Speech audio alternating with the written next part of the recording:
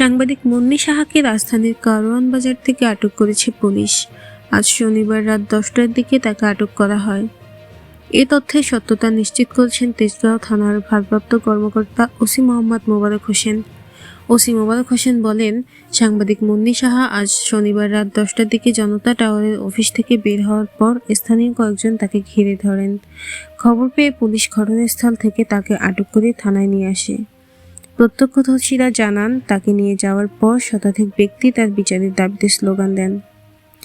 Police সূত্রগুলো বলছে, রাত 10:30টার দিকে মুন্নি সাহাকে থানা থেকে মিন্টো রোডে ঢাকা মহানগর গোয়েন্দা পুলিশের ডিবি কার্যালয়ে নেওয়া হয়েছে। উল্লেখ্য, মুন্নি সাহার বিরুদ্ধে একাধিক মামলা রয়েছে।